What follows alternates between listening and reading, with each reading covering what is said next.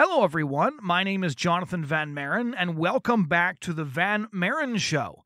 I'm really excited about today's conversation because I've wanted to interview this young woman again for quite some time. Her name is Melissa Ohden, and those of you who keep track of what's going on inside the pro-life movement will have heard of her, and the rest of you certainly need to hear from her because her story is genuinely incredible. It's actually one of those stories that's hard to believe. And I heard this story for the first time actually in front of a Planned Parenthood in Washington, D.C. I was on my way back from Kermit Gosnell's trial in Philadelphia with a colleague. We had gone to see the closing arguments of that trial.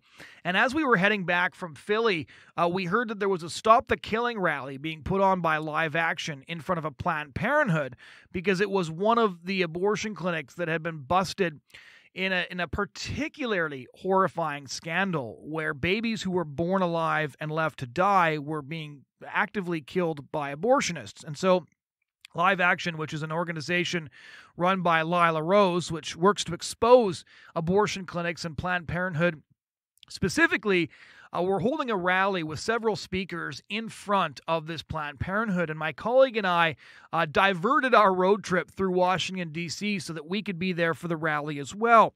And so we joined this rally, and a young woman got up behind the microphone and started telling her story. And it was honestly just compelling and riveting to listen to because here we were at this rally that was coming at the tail end of a long expose about abortionists actively killing children who had survived abortions. And then here behind the microphone was a woman who had survived an abortion herself. Here was a woman who could get up behind the microphone and say, those babies that you kill, those babies that you leave to die, I was one of them. You missed me, and now I'm back to tell my story. Her story, honestly, is one that will send shivers down your spine. Melissa Ohden was born on August 29, 1977, and she now actually works in the pro-life movement speaking of her experience as an abortion survivor and how her life has unfolded since she discovered that she had, in fact, survived an abortion. And I'm not going to give you too many details on that because she's going to share her story with us, but she's now appeared in political advertisements for the Susan B. Anthony list, and she's spoken at a number of different places, including the U.S. Congress. She has testified to what actually takes place during abortions and has testified against Planned Parenthood. She's been featured on many different TV shows, including Fox News, Catholic TV, The 700 Club, and she's founded two nonprofit organizations, including the Abortion Survivors Network and For Olivia's Sake. Olivia is the name, actually, of her oldest daughter, who was born at the same hospital where in 1977 Melissa survived the abortion. So keep in mind as you're listening to Melissa Ohden's story that Melissa is one of those people that by the standards of the abortion industry simply should not exist because a doctor was hired to end her life. And yet here she is speaking with us, testifying to her experience and explaining to all of us the miracles that have taken place in her life and what we should be doing to combat the industry that ends lives of little children just like her. I guess my first question would be, what is it like to be both an abortion survivor and a pro-life activist? The most interesting parts for me living my life as a pro-life activist has been that the story of my life continued to unfold. Right. You know, I think about that a lot. It's a really awkward place to be in the public eye, especially with a story like mine. And, you know, really in the last 6 years, the biggest secrets, the biggest truths about my life have unfolded. And so my story, as I know it now, is that 41 years ago, my birth mother, as a 19-year-old college student, actually had a saline infusion abortion forced upon her against her will. We did not know up until 6 years ago that it wasn't her choice. And it was through contact with her family that we found out that it was her mother, my maternal grandmother, who forced it upon her. My maternal grandmother was a prominent nurse in their community. had the knowledge and had the means to make that secret forced abortion take place. And so they bypassed hospital regulations, procedures, and I say we because it was her and the abortionist who was her colleague. And they forced it upon her, believing that nobody would ever find out that it wasn't my birth mother's choice. And so we were subjected to that saline infusion abortion. My procedure actually lasted 5 days. Typically, if people know the saline infusion abortion, they would know it takes place usually over about 72 hours. But in my case, they just could not get my birth mother's labor successfully induced until the 5th day. And so on that 5th day, they induced her labor. And of course, they believed that I would be delivered as a successful abortion.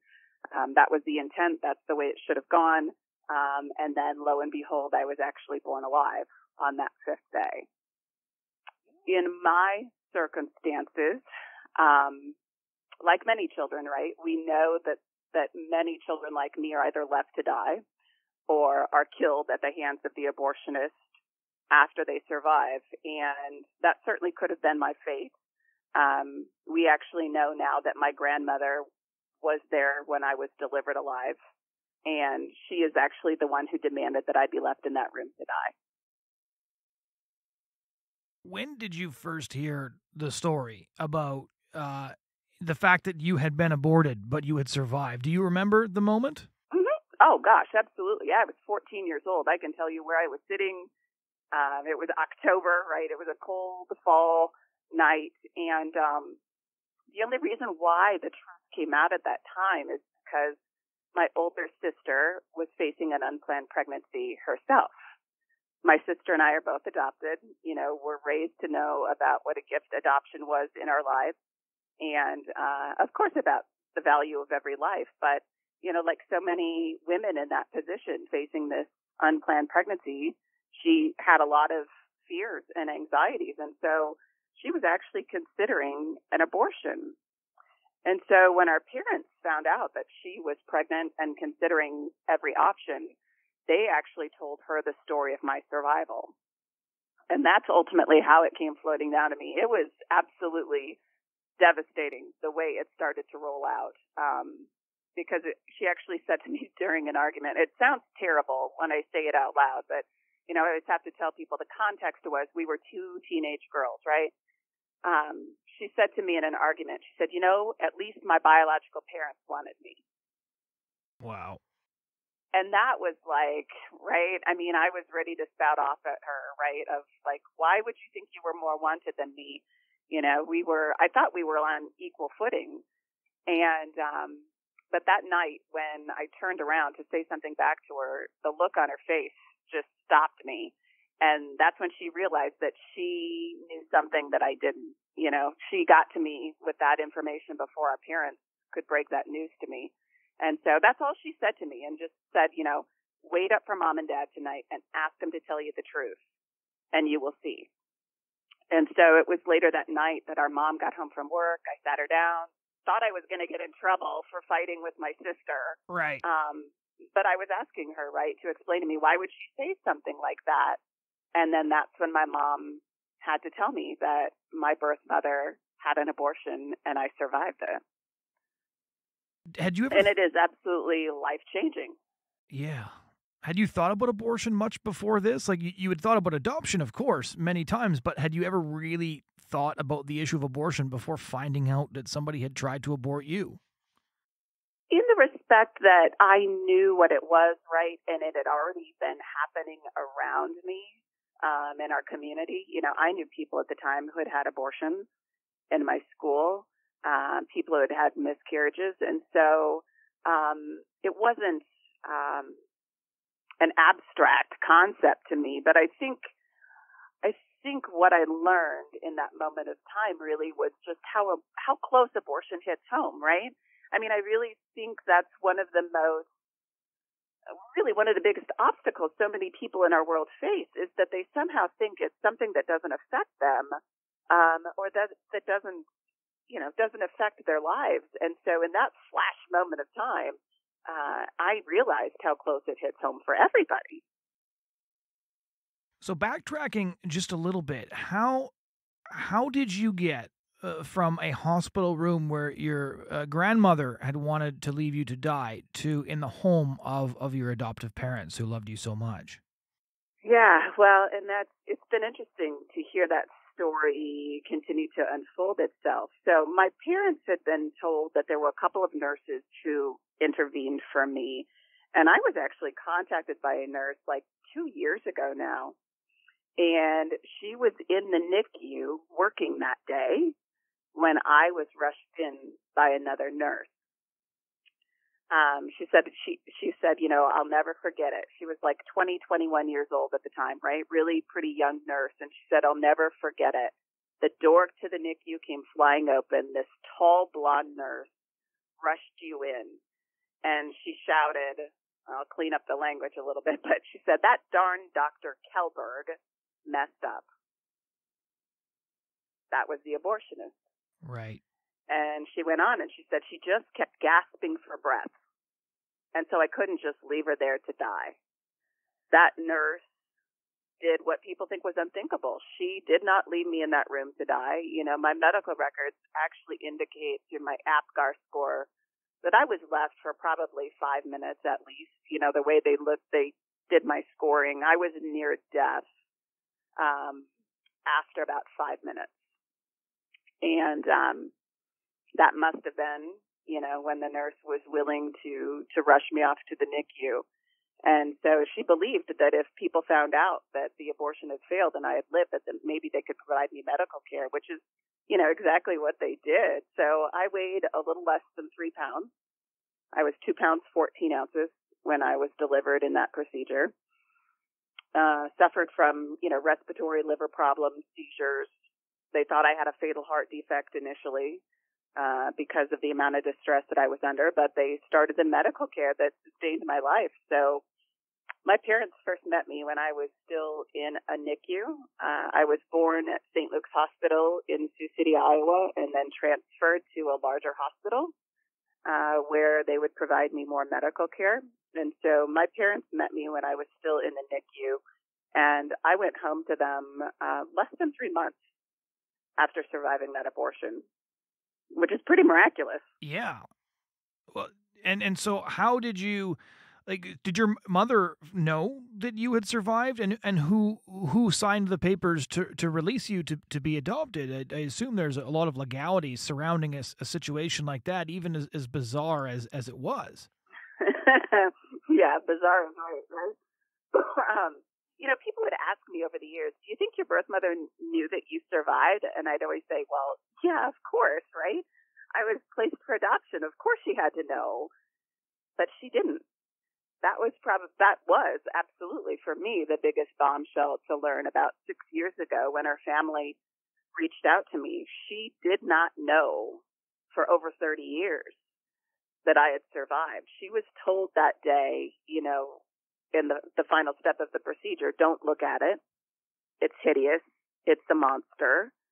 And of course, she didn't look thinking, I don't want to see the remains of this child who was just aborted. So she never knew if it was a little boy or a little girl. And the secret was kept from her. My grandmother told other members of the family that I had initially survived. From what we can understand, it was my grandmother that arranged my adoption without my birth mother's consent. I don't know if I will ever know the answers as to who helped her do that, or if this is kind of a typical thing, right? I now have had contact from other women who have had children survive. They think their children survived abortion and were placed for adoption. I don't think my case is probably an isolated incident, to be perfectly honest. But in my circumstances, it was my grandmother that was the driving force behind it. The signature on my adoption records is not my birth mother's. Someone signed it. So fast forwarding again to you discovering initially that you had survived an abortion procedure. When you heard that news, you said it was devastating, but was there any part of your subconscious where this made sense? Was there anything that clicked when you found out this news, or was it beyond a shock, just something that you never could have fathomed and made no sense to you whatsoever? It made no sense.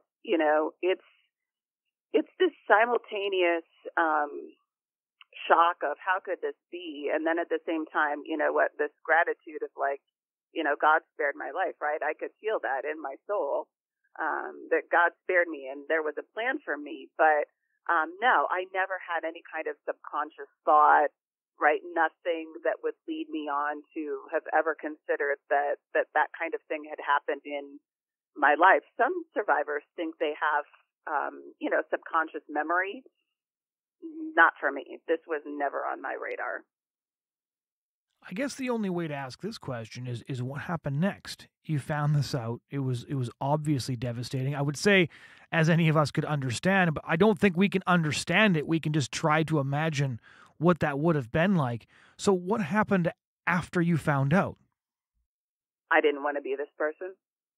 To be perfectly honest, I did not want to be the girl who survived an abortion, to be 14 years old and, already, trying to figure out who you are, right, and where you fit in this world. And then to have this news, it was like a very, very lonely existence for me.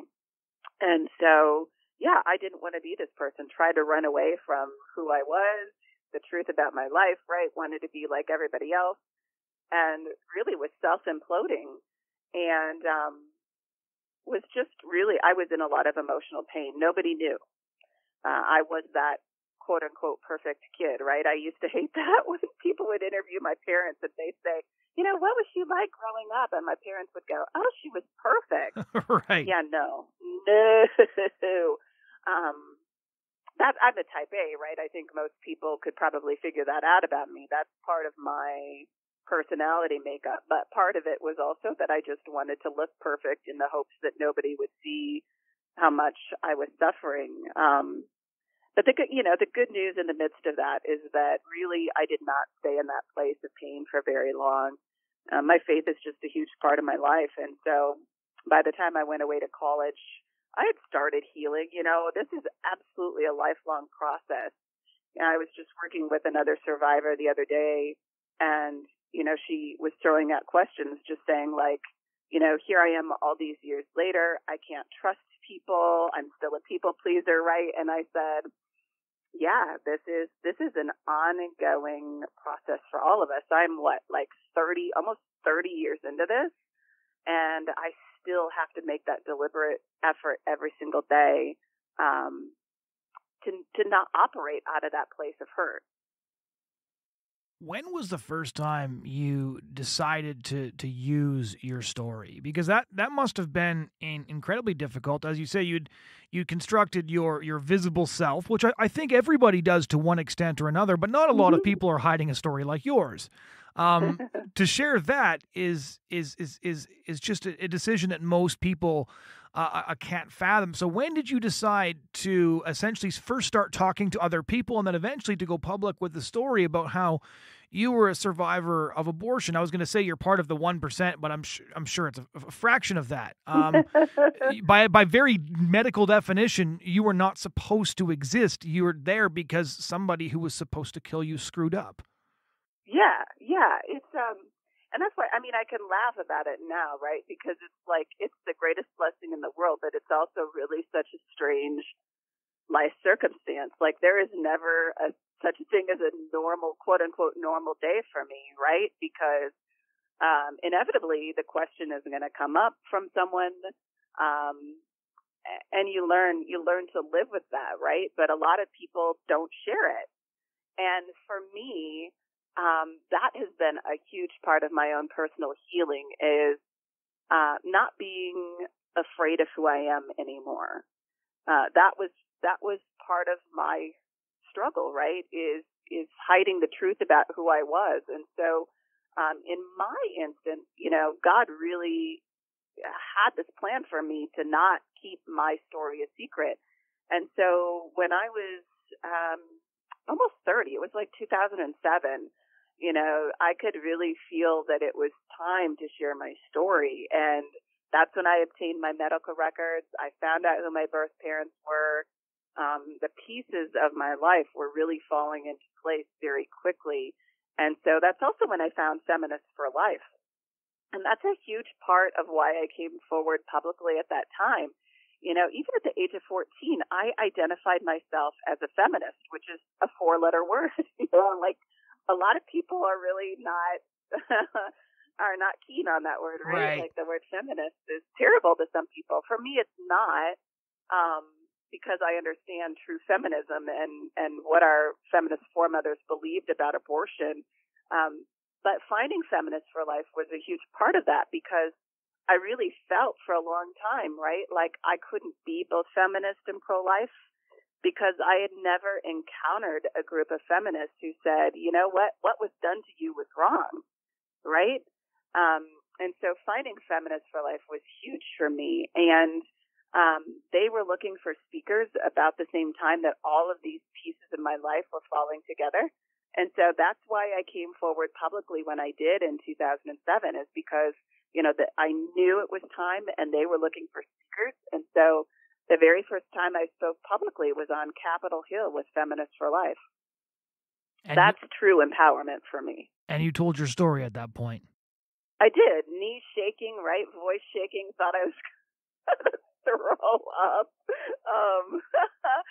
Back then I thought, this is right. This is good. This is the right thing to do. But I never thought, gee, I would like to quit my job for this and join pro-life ministry. That was not on my radar either, right? That could be the story of my life. This was not this is not what I had planned. Right. But in every good way. So how did people respond to your story? Because I think it's fair to say that most people have never heard an abortion survivor tell their story, including many people in the pro-life movement. In fact, I think that hearing you speak outside an abortion clinic in Washington, D.C. in 2012 on the way back from Kermit Gosnell's trial was the first time I ever heard that story get told. So how did people respond to that? It's kind of one of two ways, right? Either people are like shocked and going, oh my goodness, wow, or people are shocked and going, yeah, no way, right? There's probably no middle ground to that. And I think that's been, I don't want to say, initially it was hard, right? It's not hard for me anymore. I don't spend my time worrying about if people are going to, quote unquote, believe my story or not, right? Because I know the truth of my story and I'm willing to share it in the hopes that it does plant that seed if people don't want to believe it initially. But yeah, there are getting to be more stories like mine shared, but really Gianna Justin's story was the first one I had ever heard. Like back in the 1990s, I saw her on TV, and that was life-changing for me to know I wasn't the only one. But really up until, I came forward in 2007. Back then it was really only her and I. And then since that time, slowly a few stories are starting to trickle out more. But that's part of the work that I do through the Abortion Survivors Network, is sharing more stories like mine. When you address crowds, when you address people who support abortion or perhaps even support abortion politically or work in the abortion industry, how do they respond to the fact that your existence is their failure? When you think about it for a moment, I've always found the evidence of what abortion does to the victims to be one of the most powerful tools the pro-life movement has. It's what brought me and so many others into the movement. But your story, to hear you tell it personally, that is even more powerful in some ways, because you were confronting them with the fact that abortion kills real people, and you were exactly what those people might have looked like. Mm-hmm. And that's what I say to people, right? This is what 50 million children in the United States alone would have looked like in some way, shape, or form. And I think that's why my life was preserved to the point that it is, right? Because some people get really caught up in the fact that I look, quote unquote, so normal, right? Like that's a common argument that people who support abortion will say, well, have you seen that woman? Like this couldn't have happened to her, right? Well, okay, if you're saying that, you know what it should have done to me. But most survivors, if you pass them on the street, you simply would not know that they survived the type of things that they did. But, it really, people's response really depends on their level of healing, right? Like some of my greatest friends are former clinic workers, right? Abby Johnson and Jules Green and Catherine Adair, right? All of those ladies are dear friends of mine. And because they're in the place of healing that they are, they see my life for what it is, and they're repentant, right? Because they know what happened to far more children than me. But there are certainly people who are not in that place of healing, who don't want to see the truth. I've had lobbyists from Planned Parenthood when I was there testifying before legislation, and I went up later to shake their hand. They knew who I was. They had listened to me testify. I put out a hand, right, to respectfully shake their hand, and they actually turned on their heel and walked away. Wow. They couldn't bring themselves to shake my hand. Another time I was testifying somewhere else, and a legislator who we knew openly supported abortion actually got up and left the room as I was taking the podium to speak. So that's not, that's pretty typical, right? That's next level denial. People certainly don't want to encounter the truth, and so they leave before they face it. Picking up the chronology again, when you first went public, had you had any contact with your birth family at that point? Did you reach out to them, or did they reach out to you? How did that happen? Because I know, like you mentioned earlier, your story is consistently unfolding, and there are multiple stories inside the story. How did that start? Yeah, well, I found them in 2007, and that was part of what I wanted to do first before I ever came forward publicly, was reach out to them, right? I didn't want them to be further traumatized by me coming forward with my story. And so, I wanted to have some contact with them first, and so I did. I reached out to my birth father back in 2007, sent him a letter, actually never heard back from him, and I couldn't find my birth mother back then, but I found her parents. And of course, back then I didn't know that her family played this huge role in the abortion taking place, but did reach out to them. And my maternal grandfather actually did reply to my letter, so I did have some correspondence with him right before I came forward publicly. My grandfather actually admitted that my live birth was not the intention, which was pretty courageous of him, I think. He didn't have to bring it up, and he did. Yeah. And, he told me some things that are pretty common when it comes to abortion, right? And that's part of what I share with people. My birth mother, I knew back then that she had never told anyone about the abortion. That's what her family shared. And I also knew that really my grandparents had no communication or relationship with my birth mother.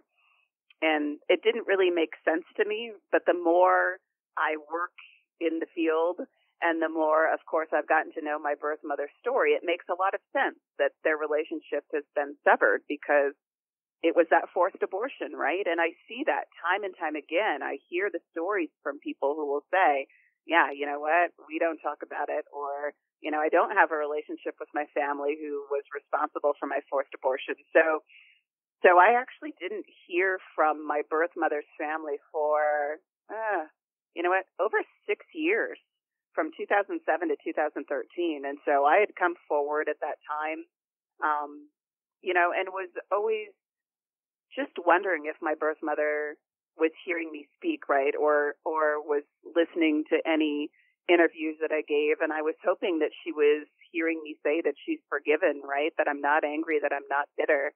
But it wasn't until 2013 that one of her cousins from Canada contacted me. And, what I know now is that really the reason why they contacted me when they did is because we moved to Kansas City, Missouri, and this is where my birth mother lives. Wow. We didn't know that. So when I found my birth father, I was living in the very same city he lived in.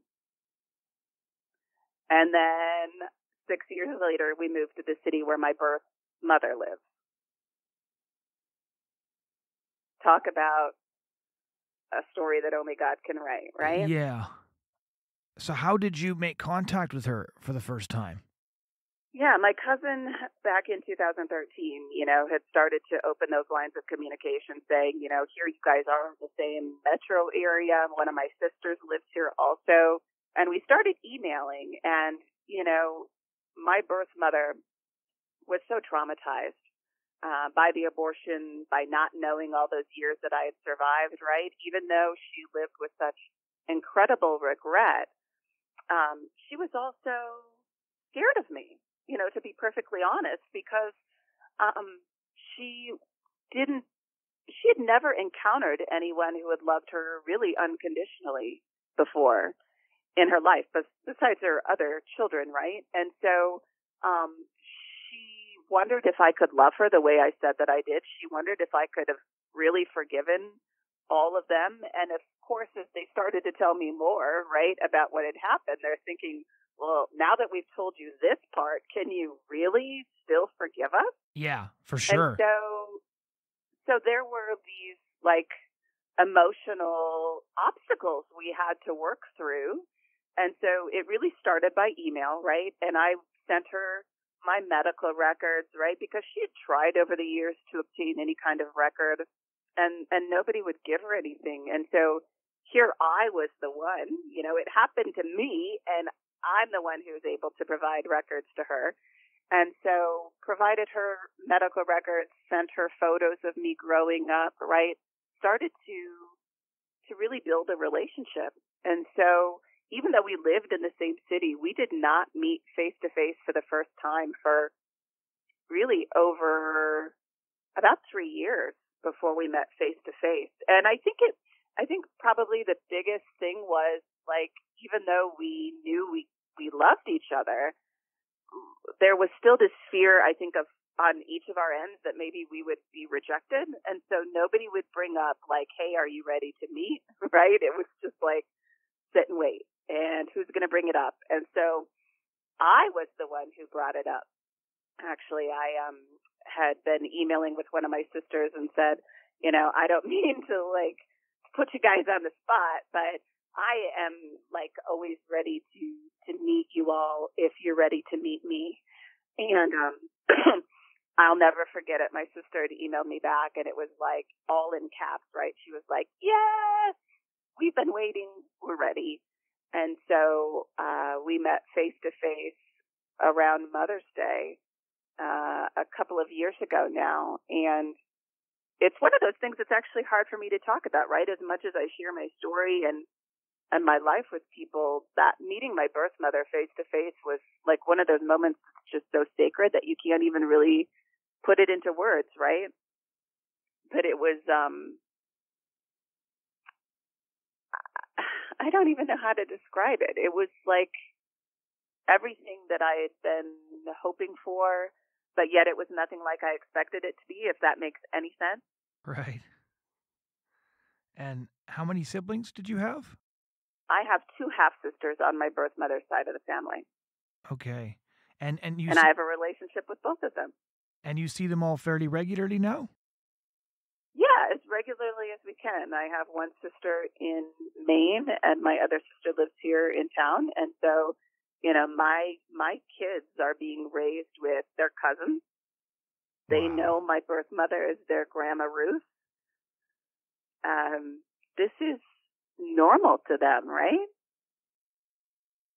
So what about the other members of your family? You said your birth mother was estranged from your grandmother and your grandfather. Do you have a relationship with your birth father and your maternal grandparents? My maternal grandparents, so my grandmother is deceased. My maternal grandfather is still alive. We corresponded a bit, back in 2007, and I have not heard from him since then.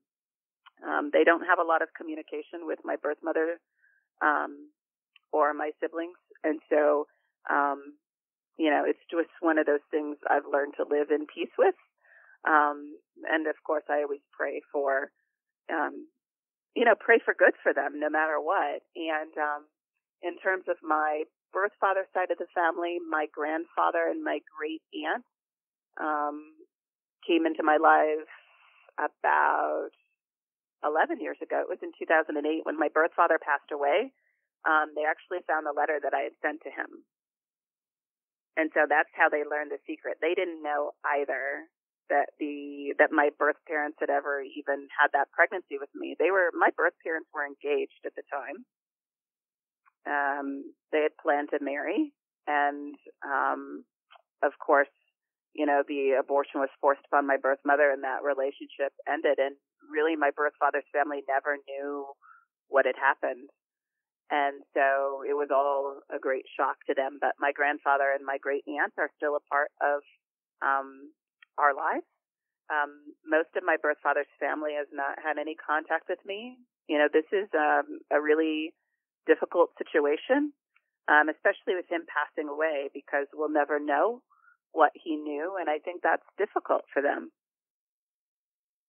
It's hearing your story. It's like you said, it's not a script anybody could write. It's an extraordinary story in so many different ways and on so many different levels. And I'm sure you get a lot of shocked silence when you tell your story, because it's just even the different puzzle pieces. It's sort of hard to wrap your mind around. But one of the things I really wanted to bring up with you is you talk to people with extraordinary stories that are insane and that, that are impossible to believe all the time. And so I know a handful of stories of people who have survived abortion, right? There is you, there's Gianna Jessen, as you've mentioned, there's Claire Colwell. There was a little girl in Vancouver who actually survived 35 minutes in the cold before a nurse took pity on her. She actually lives in my hometown of Chilliwack, British Columbia now. She was adopted. So there's a handful of stories like this, but you talk to so many people who haven't gone public. Could you share a few anonymous stories with us? Because you talk to abortion survivors all the time, and I do think that abortion survivors are one of the most powerful arguments against abortion. Agreed. You probably saw that piece that came out of Ireland recently, right? As they were debating pro-life legislation, and a female, right, a Deputy Kate O'Connell, came forward, right, as some of the parliamentarians were referencing that's right, abortion survivor stories, and certainly they were talking about me because I met with some of them a couple of years ago. But right, she was saying, oh, those stories are fairy tales. Those stories come from dubious sources. And so I did a video and a picture collage, of some other survivors saying, we are not fairy tales, right? I think it's easy for them to try to dismiss our stories, and we know that that's part of the pro-abortion tactic, right? Is to try to say, oh, they're alleged. Well, I have my medical records. I have contact with my biological family who has admitted everything. I've had contact with the medical professionals who cared for me. Like, what more would it take, right, for you to acknowledge that this is indeed true? But yeah, I have this arsenal of stories at my disposal. I'm trying to think. I want to give you some of the highlights. I guess, I could tell you that I've had contact with the families of abortion survivors as young as infants at this point. So they've survived chemical abortion and not reversals, right? I mean, we know, right, we've had contact with children who survive abortion for reversals. But I've had contact with families who have children who survived both pills when it comes to a chemical abortion. So we've had contact with children, the families of children in infancy up until I've had lots of contact with survivors who survived illegal abortions here in the United States before Roe versus Wade and Doe versus Bolton. And, for those survivors, the shame is even greater, as you can probably imagine, right? It's one thing to survive a legal abortion, and it's another thing to know that people in your life went to an even greater extent to secure an illegal abortion to try to end your life. Yeah. And so there is a huge amount of shame that those survivors face. So that's kind of the age range. There are survivors that I've had contact with who survived multiple abortion attempts. That happens more frequently than I think people could probably imagine. So, and particularly saline. I mean, there's an awful lot of us as saline survivors. But yeah, multiple rounds of abortion procedures to try to end that life. Of the survivors that we've had contact with, I'm up to 264 other survivors. Most are actually raised by their biological parents. What impact does it have on the biological parents to realize who they tried to abort, and I assume to love those that they've tried to abort? Yeah, well, and it's an interesting experience, right? In a handful of cases, some abortion survivors are raised by biological parents who absolutely love them and regret that decision to try to end their life, right? And we see that time and time again. Even when someone is considered an abortion, once the child is alive, they're going, oh my gosh, how could I have ever considered trying to end this life, right? And so the same is to be said after an abortion has failed. You know, there are families who are so repentant and embrace that life. But to be perfectly honest, there are also survivors who face incredible suffering at the hands of their biological families after they have survived. They're seen as a burden. You know, I have a number of abortion survivors that I'm working with right now who have faced extreme physical and emotional abuse at the hands of their biological families, who raised them after the abortion failed. And, you know, I don't know that we're ever going to have answers in those families as to why they chose to parent them and not place them for adoption. But I can tell you the stories that I've encountered are heartbreaking. The amount of abuse that those children have suffered. But, you know, I know that sometimes people can hear those stories and go, oh, well, that's why they should have been aborted, right? No. I mean, we know the answer to that, right? Abortion is never the solution. But I will tell you that some of that abuse is, I mean, it's the worst that I've ever heard of. And I'm a master's prepared social worker. But there are survivors who have faced so much more trauma than even I have.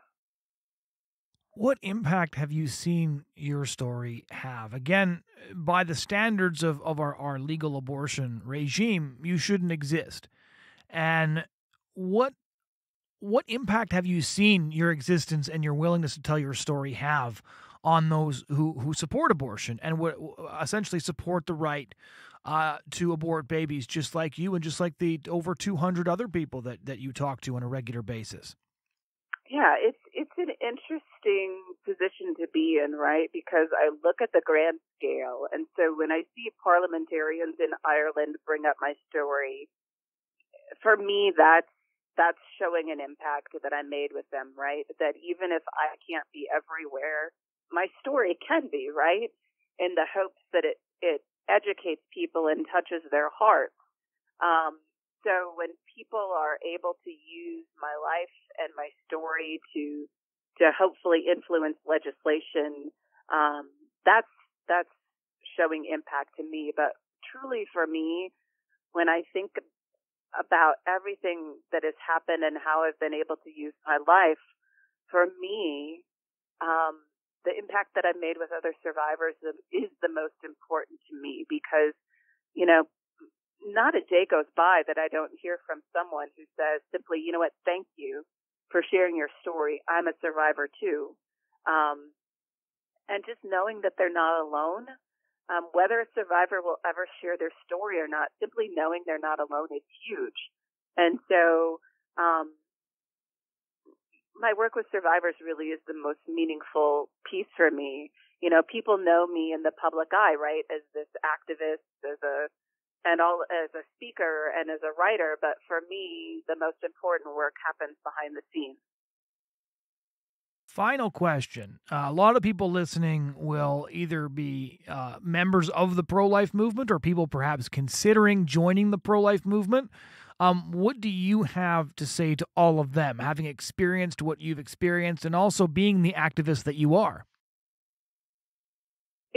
I guess it's a twofold message, and I don't mean for this to sound trite, right? But I do want to thank everyone for whatever part they've played in the pro-life movement, because I truly believe I'm alive today because people were willing to do whatever it was that they were being called to do, right?